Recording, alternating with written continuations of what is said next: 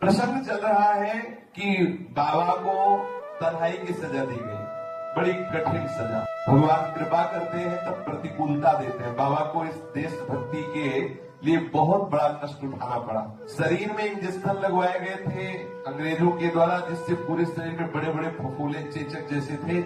बहुत पिटाई हुई थी जिससे पूरा शरीर सूजा हुआ था। सर्दी का समय था और वो नारियल के जाट के उसकी केवल इतना जितने से अंग ढका रहे उतना। तन्हाई में बहुत कठिन सजा होती है, आप लेट नहीं सकते हैं, बिल्कुल कड़ा शासन, आसपास सूल जैसे चुभे, मतलब ऐसा रहता है कि अगर उतनी जगह में आप खड़े रहे आप बैठ जाए तो उसमें आराम व्यवस्था नहीं होती। ऐसी तन्हाई कोठरी में अकेले चक्रधर जी को बड़ा भयानक कष्ट सहना पड़ रहा था। अंग्रेजी शासकों ने कितना सताया, भारतवासियों को जान भी नहीं सकते। बाबा कभी कभी बोलते थे जब गीता वाटिका बने, कितनी कठोर यंत्रणाएं सहनी पड़ी। उस कोठरी में नग्न शरीर, ऊपर से बुखार, ऊपर से चेचक और नारियल के टाट की वो थोड़ी सी पट्टी, जाड़े की रात और कुछ भी खाने पीने की व्यवस्था नहीं। मैं जानता हूं कितना कष्ट देते थे अंग्रेज लोग। और बाबा को विष दिया गया जेल में, और उस विष का प्रभाव जीवन भर रहा बाबा को। पूज्य राधा बाबा को वहां जेल में विष दिया गया। बाबा को पता नहीं, विष की प्रतिक्रिया स्वरूप उनके मुख के भीतर घाव हो गया। जेल से बाहर आने के बाद बाबा ने बताया कि वैद्य को जब घाव दिखाए गए तो पता चला कि ये जहर देने से है। और ऐसा कितने भारतीय नौजवानों को था। उस घाव को देखकर उन वैद्यराज ने बताया कि ये विष है, विष पवाने से ये ऐसे घाव हो जाते हैं। बाबा ने भावी जीवन में पुस्तकों के आधार पर अपनी प्राकृतिक चिकित्सा स्वयं ही की। उससे कुछ लाभ अवश्य हुआ, परंतु शरीर का पाचन संस्थान उस विष से प्रभावित हो चुका और उसका कुपरिणाम बाबा को जीवन भर कष्ट देता रहा। वो विष का प्रभाव जीवन भर रहा। ऐसा चक्रधर जी को इतना घूसों से मारा गया था, इतना डंडों से चोट पहुंचाई गई थी कि वो मन ही मन भगवान को पुकार रहे थे। कभी राधे श्याम, कभी सीताराम सीताराम, कभी शिव शंकर ऐसे पुकार रहे थे। निरंतर नाम जप करते भगवान को पुकार रहे थे। चक्रधर जी तन्हाई वाली कोठरी में पड़े हुए थे। उसी दिन चक्रधर जी को एक दिव्य अनुभव हुआ। ये दिव्य अनुभव संध्या के समय उसी कोठरी से दूर एक दिखाई दिया कि विशाल पर्वत है। उस विशाल पर्वत का नाम ब्रह्मयोनि, और उस शिखर पर एक विशाल वृक्ष है और उस विशाल वृक्ष की बड़ी अद्भुत शोभा है और उसके नीचे भगवान शंकर विराजमान है। भगवान शंकर चक्रधर जी से कह रहे हैं कि ऐसे अभय मुद्रा में कि तुम चिंता मत करो, निश्चिंत रहो, तुम्हारा निश्चित कल्याण होगा, कोई तुम्हारा बिगाड़ नहीं सकता, तुम्हारा परम मंगल होगा। ऐसा मानो भगवान शंकर कह रहे। ऐसा संध्या के समय अनुभव हुआ चक्रधर जी को। चक्रधर जी को बड़ी प्रसन्नता हुई, बड़ा आनंद हुआ कि भगवान ने मुझे दर्शन दिया और भगवान सांत्वना दे रहे हैं। तभी चक्रधर के मन में एक विचार स्फुरित हुआ कि यदि मेरा तबादला इस गया जेल से बाहर हो जाए तो मैं बच सकता हूं, नहीं तो जेलर मुझे मार डालेगा यहां। तो एक हरिपद बाबू थे जो सहायक जेलर थे गया में। हरिपद बाबू की चक्रधर के प्रति थोड़ी सी दयावृत्ति दिखाई देती थी, सहानुभूति दिखाई देती थी। चक्रधर जी ने हरिपद बाबू से 2-3 दिन के अंतर में 2 बातें प्रार्थना की। चक्रधर जी ने पहली बात कही कि ये नारियल का टाट चेचक ग्रस्त शरीर को बहुत कष्ट दे रहा है, इसे बदला दिया जाए। हरिपद बाबू ने कहा किसी बड़े अधिकारी की आज्ञा के बिना ये बदला देना मेरे बस की बात नहीं, मैं प्रयास करूंगा। अगले दिन जेल का कोई बड़ा अधिकारी जेल निरीक्षण में घूम रहा था। हरिपद बाबू ने अधिकारी से चक्रधर के लिए कहा कि इसको बहुत कष्ट है, बड़े बड़े चेचक हैं, नारियल का टाट बदलवा दे क्या। आशा तो नहीं थी। इसके बाद भी चक्रधर ने कहा था। चक्रधर के ऐसा कहते श्री हरिपद बाबू ने बड़े अधिकारी से कहा कि देखो आप देख लो, इसको बहुत चेचक है, बहुत बीमार है, बीमारी के कारण थोड़ी तो रियायत मिलनी चाहिए, ये लड़का बहुत कष्ट सह रहा है। चक्रधर के अनुरोध का हरिपद बाबू ने अनुमोदन किया। उस अधिकारी को बात जच गई। अधिकारी ने नारियल के टाट को बदला देने की स्वीकृति दे दी। इस स्वीकृति के ओट में हरिपद बाबू ने चक्रधर को बहुत सी सुविधाएं और प्रदान कर दी। 2-3 दिन के अंतर पर चक्रधर ने हरिपद बाबू से हाथ जोड़ के कहा कि यदि जहां हमारे भारतवासियों को कैंप जेल में बंद किया गया है, अगर मुझे यहां से हटा दो तो मेरा जीवन बच सकता है, नहीं ये जो अंग्रेज अधिकारी है मुझे मार डालेगा। कैंप जेल में केवल राजनीतिक बंदी ही रहा करते थे। सन 1930 ईस्वी में महात्मा गांधी ने पूर्ण स्वराज्य की प्राप्ति के लिए सविनय अवज्ञा आंदोलन प्रारंभ किया था। दांडी नामक स्थान के पास समुद्र तट पर समुद्र जल से नमक बना करके उन्होंने अंग्रेजी सरकार को चुनौती दी थी, जिसे नमक आंदोलन कहा जाता था। देशभक्ति की भावना जनमानस में इतनी अधिक उमड़ पड़ी थी कि सारे देश में अंग्रेजी सरकार के विरुद्ध प्रदर्शन होने लग गए। गांधी जी सहित प्रमुख नेता जेल में बंद कर दिए गए। इतना ही नहीं, स्थान स्थान पर अनेक लोग बंदी बना लिए गए। इन राजनीतिक बंदियों की संख्या इतनी अधिक थी कि इनके लिए कैंप जेल खोलने पड़े। कैंप जेल में राजनीतिक बंदियों के साथ वैसा दुर्व्यवहार नहीं होता था जैसा इस गया जेल में होता था। तबादले की बात सुनते हरिपद बाबू ने कहा, ये तो हो ही नहीं सकता। तुम्हारे कार्ड में एक नहीं 2-2 बातें उस अंग्रेज अधिकारी ने लिखी। पहला, कार्ड पर जिसके नोटोरियस अर्थात कुख्यात और पनिशमेंट अर्थात दंड, ये 2 शब्द विशेष रूप से लिखे हुए होते हैं, उनका तबादला मेजर वर्ग होने ही नहीं देता। जब जब ऐसे कैदियों के तबादले की बात आती है तो मेजर वर्ग तुरंत कहता है कि इस कैदी के सिर पर तो देशभक्ति का भूत सवार है और इसको मैं यहां से कैसे जाने दे सकता हूं। जब तक मेजर वर्ग का हस्ताक्षर नहीं होगा तब तक तबादला हो नहीं सकता। हस्ताक्षर के बाद 3 जांचें होती हैं। पहली बार स्वयं मेजर वर्ग उन कैदियों को पंक्ति में खड़ा करता है जिनका तबादला होता है। एक कैदी का निरीक्षण करता है और जब वो पास कर देता है तब दूसरी बार उसे अलग बैरक में रखा जाता है। फिर सहायक जेलर आता है, उसकी जांच करता है। प्रातःकालीन जालीदार लारी में कैदियों को बैठाने के पहले जेलर का वार्डर जांच करता है। ये 3 जांचें होने के बाद स्वीकृति मिलने पर उसे इस जेल से फिर वहां भेजा जाता है और ये बहुत कठिन है।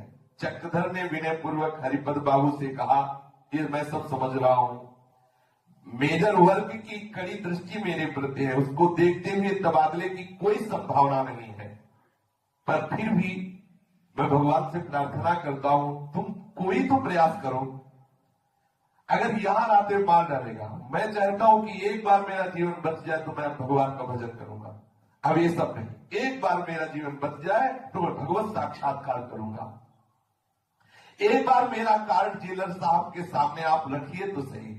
हरिपद बाबू ने कहा, कुछ कैदियों को कैंप जेल में तबादला होने वाला है, उनके साथ में तुम्हारा कार्ड रख दूंगा। यदि अपनी धुन में कोई भगवान की ऐसी कृपा आई कि वो मेजर वर्ग ने हस्ताक्षर कर दिया तो ठीक, अगर पूछ बैठा कि ये कार्ड किसका, पता चला चक्रधर मिश्र का, तो वो तुमको तो मारेगा है ही और वो मेरे को भी कष्ट दे सकता है। बिल्कुल पक्का ऐसा है। और मैं यही बोल दूंगा कि sir it is by mistake, ये मुझसे भूल हो गई, मैं ऐसा बोल दूंगा। हरिपद बाबू ने वो कार्ड मेजर वर्ग के सामने रखा और वो पता नहीं किस धुन में हुआ, चक्रधर जी की भगवत प्रार्थना गई, उसने देखा ही नहीं, केवल हस्ताक्षर करता चला गया। ये बड़ा आश्चर्य हुआ हरिपद बाबू को भी कि इसने देखा ही नहीं कि किस किस का नाम है और हस्ताक्षर कर दिया है। बिल्कुल भगवत प्रार्थना से हुआ। मेजर वर्ग ने ऐसे झोंक में तबादले के लिए स्वीकृति के हस्ताक्षर कर दिए। पहली बात बन गई। अब 3 सीढ़ियां पार करनी थी। इस हर एक सीढ़ी को गहरी खाई समझ लीजिए, जिसे पार करना महा कठिन था। जिन जिन कैदियों का कैंप जेल में तबादला होना था वे सारे कैदी एक पंक्ति में खड़े किए गए। पंक्ति के हर कैदी का निरीक्षण करने के लिए मेजर वर्ग स्वयं आता। मेजर वर्ग के साथ हरिपद बाबू भी थे। हरिपद बाबू ने देखा कि चक्रधर जी अंतिम छोर पर खड़े हैं। मन ही मन सोचने लगे कि बस जहां इसकी दृष्टि पड़ी मेजर वर्ग की, टूट पड़ेगा चक्रधर जी पर, जाने की तो बात दूरी बहुत मारेगा। वो घबरा रहे थे अंदर से, दस्तखत तो इसने कर दिए पर जाने नहीं देगा, मारेगा, निश्चित मारेगा। ये इसलिए कि मेजर वर्ग अच्छी तरह से जानता है कि चक्रधर उसका विरोध करने वाला है। केवल छटनी ही नहीं, वो क्रोधाग्नि से भवक हो सकता है, वो खून पी ले, हो सकता है वो प्राण लेवा मिलिट्री बूटों के नीचे चकनाचूर कर दे चक्रधर को, हो सकता है तड़पते तड़पते हमारे सामने ही चक्रधर को मरना पड़े। अब क्या करें, घबरा रहे थे हरिपत बाबू। मेजर वर्ग एक एक कैदी के सामने खड़ा होता, देखता, ठीक है, आगे बढ़ता। ज्यों ज्यों वो चक्रधर की ओर आगे बढ़ रहा था तो चक्रधर जी के भी मन में निराशा बढ़ती चली जा रही थी। इतना ही नहीं, चक्रधर जी सोच रहे थे कि मुझ पर अब जो बीतेगी बीतेगी, मेरे कारण हरिपत बाबू को भी पिटना होगा और नौकरी छोड़नी होगी। अन्य राजनीतिक बंदियों को तथा वार्डरों को भला क्या पता कि चक्रधर तथा हरिपत बाबू के भीतर विचारों का कैसा भीषण तूफान उठ रहा है। अब चक्रधर जी के पीछे केवल 3 कैदी रह गए आगे, और वो चेक करता हुआ अधिकारी आगे बढ़ा, कदम पे कदम बढ़ाता हुआ। जे भी चक्रधर जी के बगल में आया, उनके दिल की धड़कन बढ़ गई कि अब तो बस देखते ही टूट पड़ेगा। वो इतना नाराज रहता था इनके ऊपर। चक्रधर के बगल वाले कैदी के सामने जे भी मेजर वर्ग खड़ा हुआ, चक्रधर जी भगवान से प्रार्थना कर रहे हैं, भगवान मुझे मुक्त कर दो इस संकट से, मैं आजीवन आपका भजन करूंगा, कभी अब इस प्रपंच में नहीं फंसूंगा। बड़ी धड़कन बढ़ रही थी चक्रधर जी की। ये देखो भगवत कृपा ही होती, इसीलिए बहुत जोर का वैराग्य बाबा का हुआ। ये सब कष्ट प्राप्त किए ना, मन में आ गया दुख में संसार। भगवान गीता जी में कहते हैं, जन्म मृत्यु जरा व्याधि दुख दोषानुदर्शनम, जन्म और मृत्यु और दुख और शोक रोग व्याधि, इनका चिंतन करो कि कितना भयानक कष्ट होता है, तो तुम्हें संसार से वैराग्य होगा। उसी समय बड़े जोर का धमाका हुआ। ये भी मेजर वर्ग के कदम चक्रधर जी के पास आने ही वाले थे कि कार्यालय में बहुत जोर का धमाका हुआ। ऐसा लगा किसी ने बम फोड़ दिया, एकदम भगदड़ मच गई। तो वो जो अधिकारी था वो भागा ऑफिस की तरफ कि ऐसा लगता है किसी भारतीय ने विरोध में बम फोड़। और हुआ ये था कि बहुत बड़ा एक बंडल उस बिल्डिंग के ऊपर रखा हुआ था, नीचे गिरा धड़ाम से, एकदम अब वो सब भगदड़ मच गई। अब अधिकारी वो वहां गया, जब देखा कि बंडल है तो फिर वो दोबारा लौट के नहीं आया, पास हो गए। चक्रधर, ये देखो कितनी खतरनाक बात थी कि इतना विरोधी भारतीय नौजवानों का ये अंग्रेज, तो भगवान ने कैसे हटा दिया, एक सीढ़ी पार कर दी। बहुत प्रसन्न हुए चक्रधर जी की बच गए।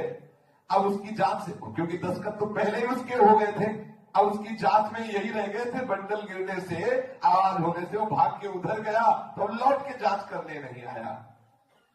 चक्रधर और चक्रधर के साथ सिंहपत बाबू ने भीतर भीतर ठंडी की सांस ली। अभी तो 2 सीढ़ियां और पार करनी थी। तबादले वाले सारे कैदियों को एक अलग बैरक में भेज दिया गया। इस बैरक के इन कैदियों की जांच का कार्य सहायक जेलर को सौंपा गया। ये जांच सूर्यास्त के बाद रात को होती थी।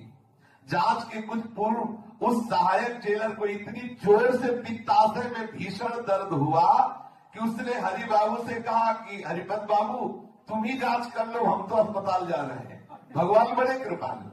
दूसरी जांच में वो तो जो जांच करने वाला था उसके पित्ताशय में इतना दर्द हुआ कि आए नहीं जांच करने, उधर ही चला। हरिपत बाबू तो थे ही इनको मुक्त कराने के लिए। बची तीसरी सीढ़ी। तीसरी जांच करने में जेल के बड़े बड़े वार्डर आते और वो जांच करते। सूर्योदय के पहले इन कैदियों को जेल से निकालकर जालीदार गाड़ी में चढ़ाया जाता। ये गाड़ी पुलिस की होती, विशेष प्रकार से सुरक्षा से बनाई गई थी। पुलिस के कड़े पहरे के अंदर कैदियों को एक स्थान से दूसरे स्थान में ले जाया जाता। तीसरी जांच के समय खड़ा वो वार्डर चक्रधर के पिताजी का जजमान निकला। उसने जब देखा कि अरे चक्रधर जी को भी यहां से मुक्त किया जाता है, तो उसने सोचा कोई रोक न ले, तो सबसे पहले चक्रधर जी को पकड़ा और बहुत डांटता हुआ रोज का नाटक करते हुए धक्का देके गाड़ी में चढ़ा दिया, कहीं कि कोई जांच दूसरी वार्डर न कर बैठे जो चक्रधर जी को रोक ले। तो सबसे पहले ऐसे ही किया, खूब गुस्सा दिखाते हुए चक्रधर जी को पकड़ा, धक्का मार के पहले गाड़ी में उन्हीं को चढ़ा दिया। चक्रधर जी की सांस में सांस आई कि बच गए, जीवन बच गया। भगवान शंकर की कृपा से चक्रधर की जांच की तीनों ये कठिन सीढ़ियां सरलता पूर्वक पार हो गई। अब श्री चक्रधर जी को कैंप जेल में ले गए। कैंप जेल में अपने देश के जो अंग्रेजों से मुक्त कराने वाले सब नौजवान राजनीतिक नेता सब वहां थे। सारांश में बता रहे हैं कि वहां जो सेवा करने के लिए अंग्रेजों की तरफ से आते तो बहुत दुर्व्यवहार करते थे। तो बड़े बड़े नेता सब मिल करके एक दिन विचार किया कि हम हड़ताल बोलते हैं और इनसे मांग करते हैं कि ऐसे ये दुर्व्यवहार करने वाले लोगों को कैंप जेल में सेवा में ना भेजा जाए, अच्छे लोगों को भेजा जाए। अब वो सब लाइन से बैठ गए। जब ये सूचना पहुंची अंग्रेजों को, तो अंग्रेजों ने 50 लठधारी भेजे और उन लोगों से कहा कि आप लोग उठ करके जाइए, ये हड़ताल मत कीजिए। लेकिन ये लोग नहीं माने। तो इसमें ऐसा लिखा है कि वो ऐसे जोर जोर से लाठी मारते कि ऐसे खोपड़ी फट जाती थी, पर उसमें भी चक्रधर जी की हानि नहीं हुई। 50 लोगों की हत्या हो गई। उस लाइन में चक्रधर जी बैठे हुए थे। फिर अंग्रेजों ने जब सुना कि वहां से नहीं उठ रहे, तो उन्होंने 400 बंदूकधारी गोली वाले बुलाए। फिर लोगों ने समझाया कि अगर तुम गोलियां चलवा दोगे तो पूरे भारतीय खिलाफ हो जाएंगे। फिर जल्दी से जल्दी मुक्त करने की बात आई कि कैंप जेल से सबको मुक्त कर दो। सबकी मुक्ति के कार्ड हो गए, लेकिन इनका कार्ड खो गया चक्रधर जी का। फिर समस्या। विद्वान बुद्धिमान प्रवीण थे, कार्ड को पहले बच्चेपन से इनमें थी। नोट खोल जाए इसलिए पहले नंबर याद था, ऐसे ही कार्ड खोल जाए इनको पूरा कार्ड याद था। अधिकारी ने पूछा उनका हमारा कार्ड खो गया। बोले कार्ड खो गया तो सजा भोगनी पड़ेगी, तो मुक्त नहीं हो सकते। बोले पूरा कार्ड याद है, आप लिखो नया कार्ड में पूरी संख्या पूरा पूरा पूरा बता दिया और इनको जेल से मुक्ति हुई। बस हृदय में एक बड़ा विषाद छा गया। श्री चक्रधर जी जेल से मुक्त होते ही पहले विचार में मगन थे कि अगर मुझे भगवान यहां से जिंदा निकाल दे तो मैं केवल भजन करूंगा, मन में था। आए भाई लोगों ने विद्यालय में पढ़ाया, 10वीं 11वीं 12वीं की क्लास में पढ़, पर इनका हृदय अंतर में द्वंद्व मच रहा था, मुझे इस संसार में नहीं रहना। विचार मंथन करते और प्रतिदिन भगवान को एक पत्र लिखते और रोज पत्र लिख करके ठाकुर जी को अर्पित कर दे। एक पत्र रोज लिख करके कि भगवान, और अपने भाव प्रकट करते, हे करुणा में किन भावों को लेकर तुम्हारी अर्चना करूं। अशांत हृदय में भाव कहां, बहा दो शांति की धारा मेरे हृदय में। दुख से कातर हृदय में शांति का संचार कर दो। हे करुणा निधि, डूब रहा हूं, किनारा नहीं देख पा रहा। हे भगवान, तृष्णा की अगम अगाध इस अरणों में पड़ करके लहरों के थपेड़ों का सामना कर रहा हूं, कितनी देर कर सकूंगा। भगवान दया करो, मेरी हीनावस्था पर तरस खाओ। हे प्रणतपाल, अपनी करुणा की कोर कर दो, मेरी नाव इस संसार से बाहर कर दो। हे विभो, मेरी नाव पार कर दो, किनारे तुम ही लगा सकते हो, तुम्हारे सिवा मेरा कोई नहीं है।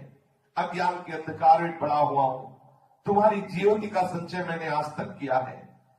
हे करुणा में, हे अधम उदाहरण, अंत में कातर होकर के मैं तुम्हारी शरण में आया हूं, मुझे स्वीकार कर लो। बाबा ऐसे पत्र लिखते हैं। उन दिनों के भाव यदा कदा व्यक्त भी करते। मेरे जीवन समस्या की तो एक ही मीमांसा है, अब मैं ईश्वर प्राप्ति करूंगा, दूसरा कुछ नहीं। दृढ़ निश्चय हो गया बाबा को। ये जेल की भयानक यंत्रणा, ये सब दुर्दशा देखकर विचार किया, अब इस मनुष्य जीवन का लक्ष्य केवल भगवत प्राप्ति है। यदि इस जीवन में मैं श्री कृष्ण की प्रत्यक्ष प्राप्ति नहीं कर सकूंगा तो मेरा जीवन व्यर्थ चला जाएगा। एक बोझा होगा ये मनुष्य जीवन, भार होगा जीवन। यदि भगवत प्राप्ति हो गई तो अमृत होगा जीवन। किसी भी बात की सत्यता उसकी प्रत्यक्ष उपलब्धि पर ही प्रतिष्ठित है। बिना ईश्वर का प्रत्यक्ष अनुभव किए मैं अपने जीवन को कैसे सत्य मान लूं? जब तक मेरे स्वयं का ऐसा अनुभव नहीं हो, ईश्वर के संबंध में मेरा विश्वास पर्वत के समान दृढ़ कैसे हो पाएगा? क्या ईश्वर को मैं देख सकता हूं? जो परम सत्य है उसका स्वरूप कुछ भी हो, मुझे उसकी प्रत्यक्ष उपलब्धि इसी जीवन में अवश्य अवश्य करनी है।